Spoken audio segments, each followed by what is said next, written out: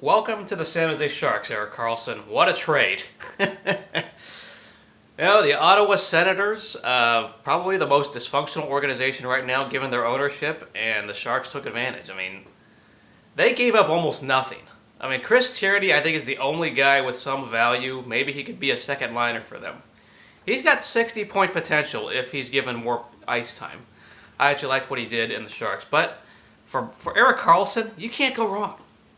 I know this may be a one-year rental and all that, but given what they just had to give up for him, Josh Norris, not a big deal. A late-round prospect, not a big deal.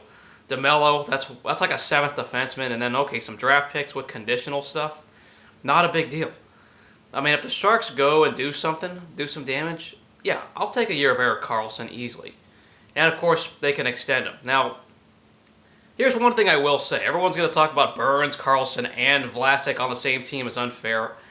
I actually want Brent Burns traded. I'm in the minority where I think Burns is a liability. He's going to be falling. His defense is awful. He can pass. He can do a lot on offense. And I want some team to be silly enough to try to pull the trigger on it. I would try to move his contract and give that money to Karlsson. That's just how I feel. But it is what it is. I don't think anyone wants that contract in the big picture. So, Karlsson, he's going to fit right in. Everyone's pretty happy. Let's remember, the Sharks whiffed on John Tavares, or they failed to get John Tavares because he didn't care about the money. They tried to get Max Pacioretty by trade in the draft. That didn't happen.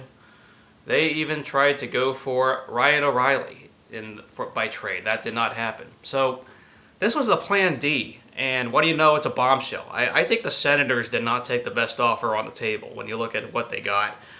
They probably, my gut tells me that they just wanted to save money because they got two guys that are making a lot less than Karlsson this year. I think Melnick saves, the owner for the Senators, saves about $4 million. I don't know about if it's Canadian or U.S., but yeah, that owner right now is a mess, and the Senators, those are the only losers of this trade. I know the Colorado Avalanche fans are also celebrating because they got the first-round pick. They got nothing to play for. The Senators are a dumpster, and they had no choice when you got 1 year left on a deal. You can't wait till the deadline. You're going to get less. So, is it funny? Sure.